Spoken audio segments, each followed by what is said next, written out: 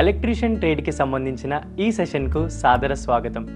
ఈరోజు మనం నేర్చుకోనున్న విషయం ట్రాన్స్మిషన్ మరియు డిస్ట్రిబ్యూషన్ సిస్టమ్ యొక్క సింగిల్ లైన్ రేఖాచిత్రాన్ని గీయుట. ఈ సెషన్ ముగింపులో మీరు చేయగలిగేవి: మీరు సందర్శించిన ట్రాన్స్మిషన్ మరియు డిస్ట్రిబ్యూషన్ వ్యవస్థను కనుగొనుట, ట్రాన్స్మిషన్ మరియు డిస్ట్రిబ్యూషన్ వ్యవస్థ యొక్క క్రమపద్ధతిలో గల పరికరాలను గుర్తించుట, ట్రాన్స్మిషన్ మరియు డిస్ట్రిబ్యూషన్ వ్యవస్థ యొక్క సింగిల్ లైన్ రేఖాచిత్రాన్ని గీసి లేఅవుట్ను తయారు చేయుట, అవసరమైన సాధనములు మరియు పరికరములు, సందర్శించిన పవర్ ప్లాంట్, ట్రాన్స్మిషన్ మరియు డిస్ట్రిబ్యూషన్ సిస్టమ్ పై యొక్క నోట్స్ రాయుటకు handbook, drawing sheet, pencil, eraser, scale, వ్యక్తిగత భద్రతా పనిముట్లు. ప్రాక్టీస్ చేసే ముందు ఏసీ విద్యుత్ సరఫరా వ్యవస్థ గురించి క్లుప్తంగా తెలుసుకుందాం. విద్యుత్ ఉత్పత్తి కేంద్రం నుండి విద్యుత్ను వినియోగదారులకు చేరవేయడాన్ని విద్యుత్ సరఫరా వ్యవస్థ అంటారు. విద్యుత్ సరఫరా వ్యవస్థ 3 ప్రధాన భాగములను కలిగి ఉంటుంది. అవి పవర్ స్టేషన్ లేదా ఉత్పత్తి కేంద్రం, ప్రసార వ్యవస్థ మరియు పంపిణీ వ్యవస్థ. ఉత్పత్తి కేంద్రం ప్యారలల్గా అనుసంధానించబడిన 3 దశల ఆల్టర్నేటర్లు లేదా ఏసీ జనరేటర్ ద్వారా విద్యుత్ శక్తి ఉత్పత్తి చేసే ప్రదేశాన్ని ఉత్పత్తి కేంద్రం అంటారు. ప్రసార వ్యవస్థ ప్రసార వ్యవస్థను ప్రైమరీ ట్రాన్స్మిషన్ మరియు సెకండరీ ట్రాన్స్మిషన్గా విభజించవచ్చును.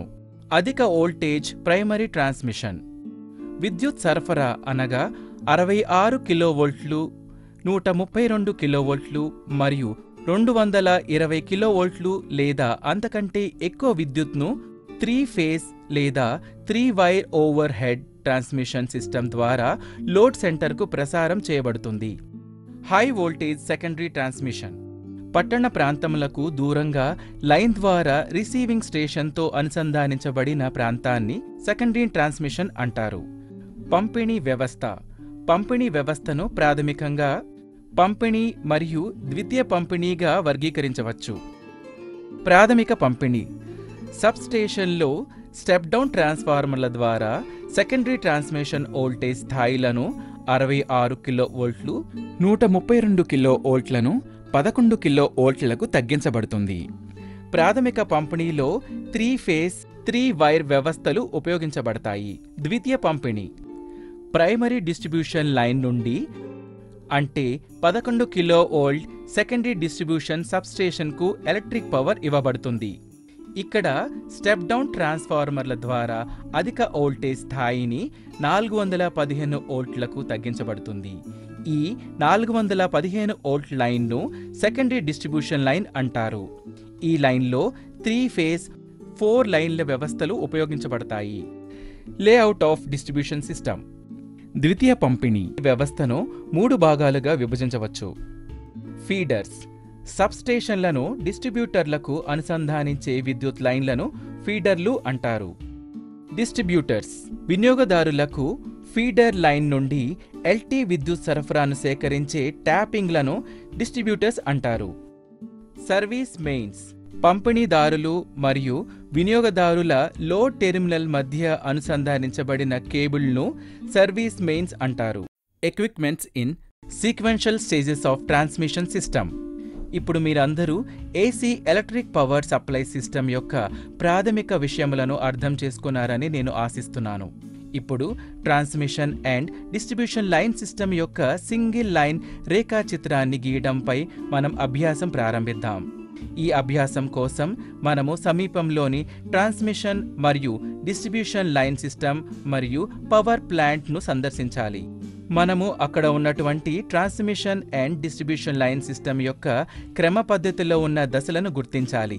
ట్రాన్స్ఫార్మర్లు, ఫీడర్లు, సర్క్యూట్ బ్రేకర్లు, ఐసోలేటర్లు, టీసీ మరియు పీటీ వంటి వివిధ రకములైన సాధనములు లేదా పరికరాలను జనరేటర్ నుండి కన్జ్యూమర్ పాయింట్ల వరకు ట్రాన్స్మిషన్ అండ్ డిస్ట్రిబ్యూషన్ సిస్టమ్ క్రమ పద్ధతిలో గుర్తించి వాటిని జాగ్రత్తగా గమనించి ప్రసారాల వ్యవస్థ కోసం టేబుల్ 1 మరియు పంపిణీ వ్యవస్థ కోసం టేబుల్ 2 లో వాటి వివరాలు రాయండి. పవర్ ట్రాన్స్ఫార్మర్ కెపాసిటీ 11 కిలోవోల్ట్లు లేదా 220 లేదా 500 కిలోవోల్ట్లు. ఉత్పత్తి వోల్టేజ్ పెంచుట. సర్క్యూట్ బ్రేకర్ నిర్వహణ సామర్థ్యం 66 కిలోవోల్ట్ల నుండి 500 కిలోవోల్ట్లు. నిర్వహణ కోసం పరికరాలను వేరు చేయుట మరియు ట్రాన్స్ఫార్మర్లు మార్చుట.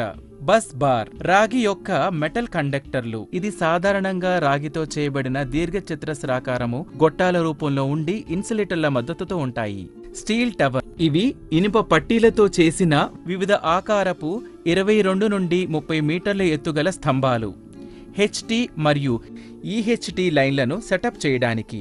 ప్రైమరీ గ్రిడ్ 220 లేదా 66 కిలోవోల్ట్లు మరియు అంతకంటే ఎక్కువ సామర్థ్యాన్ని నిర్వహిస్తుంది.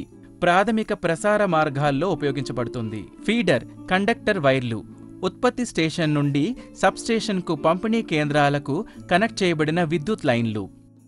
ఐసోలేటర్ సబ్స్టేషన్ సామర్థ్యంపై ఆధారపడి ఉంటుంది. ఇది ఒక రకమైన స్విచ్.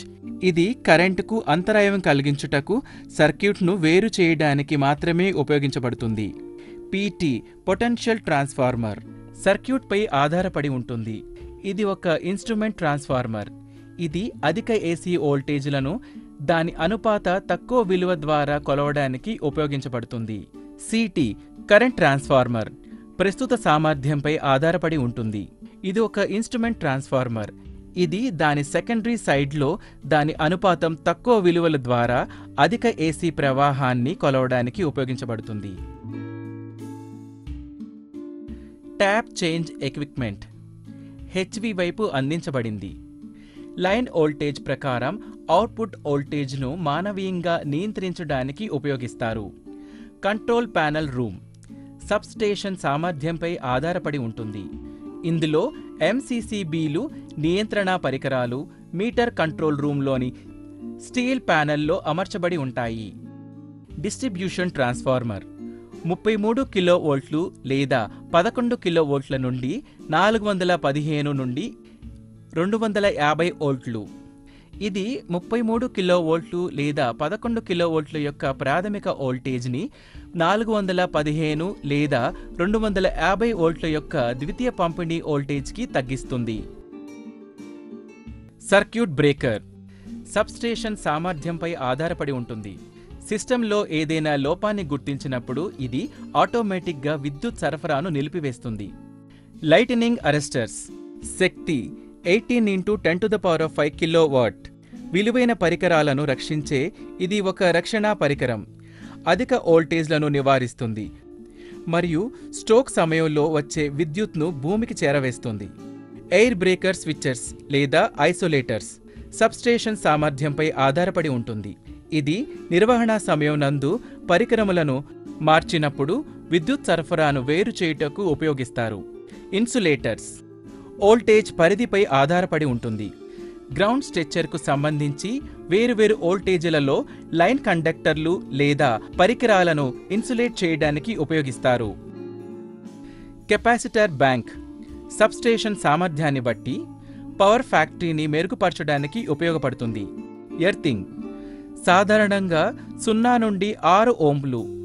వ్యక్తిగత మరియు ఎలక్ట్రికల్ పరికరములపై పనిచేస్తున్నప్పుడు భద్రతకు ఇది చాలా ముఖ్యమైనది. ఫెన్సింగ్ 1.8 మీటర్ల కంటే ఎక్కువ. బహిరంగ ప్రదేశాల్లో ఉన్న సబ్స్టేషన్ ప్రహరీ నందు సంబంధం లేని వ్యక్తులు మరియు జంతువులు రాకుండా నివారణకు. డిస్ట్రిబ్యూషన్ ప్యానెల్ అది లోహపు క్యాబిన్. ఇది ఎంసీసీబీలను నియంత్రణ పరికరాలు మీటర్లు మరియు రిలేలు కంట్రోల్ రూమ్లో ప్యానెల్లో ఉంచబడతాయి. సిటి కరెంట్ ట్రాన్స్ఫార్మర్ కరెంట్ సామర్థ్యంపై ఆధారపడి ఉంటుంది. ఇది ఒక ఇన్స్ట్రుమెంట్ ట్రాన్స్ఫార్మర్. ఇది దాని సెకండరీ సైడ్లో దాని అనుపాత తక్కువ విలువ ద్వారా అధిక ఏసీ ప్రవాహాన్ని కొలవడానికి ఉపయోగపడుతుంది. పిటి పొటెన్షియల్ ట్రాన్స్ఫార్మర్ సర్క్యూటరీపై ఆధారపడి ఉంటుంది. ఇది ఒక ఇన్స్ట్రుమెంట్ ట్రాన్స్ఫార్మర్. ఇది అధిక ఏసీ వోల్టేజ్లను దాని అనుపాత తక్కువ విలువ ద్వారా కొలవడానికి ఉపయోగించబడుతుంది. ఫీడర్ కండక్టర్ వైర్లు ఉత్పత్తి స్టేషన్ నుండి సబ్స్టేషన్ విద్యుత్ పంపిణీ కేంద్రాలకు కనెక్ట్ చేయబడిన విద్యుత్ లైన్లు. డిస్ట్రిబ్యూటర్ వినియోగదారుల సామర్థ్యంపై ఆధారపడి ఉంటుంది. డిస్ట్రిబ్యూటర్ లైన్లు తక్కువ వోల్టేజ్ లైన్లు విద్యుత్ సరఫరా లైన్ల నుండి ట్యాపింగ్ చేసి నివాసములకు మరియు వాణిజ్య సముదాయాలకు ఉపయోగించబడుతుంది. సర్వీస్ మెయిన్స్ కేబుల్ పొడవు పంపిణీదారులు మరియు వినియోగదారుల మధ్య దూరం మీద ఆధారపడి ఉంటుంది. కేబుల్ యొక్క సామర్థ్యం పవర్ రేటింగ్ మీద ఆధారపడి ఉంటుంది. పంపిణీదారులు మరియు వినియోగదారుల లోడ్ టెర్మినల్ మధ్య అనుసంధానించబడిన సాధారణ కేబుల్ను సర్వీస్ లైన్ లేదా సర్వీస్ మెయిన్లు అంటారు. వీటితో పాటు ఎర్తింగ్ సిస్టమ్ను కూడా గమనించి మరియు ఎర్త్ పిట్ వద్ద గల ఎర్తింగ్ విలువలు రాయండి. వివిధ పరికరములను అమర్చినప్పుడు కావలసిన కనీసపు ఎర్త్ రెసిస్టెన్స్ని రాయండి.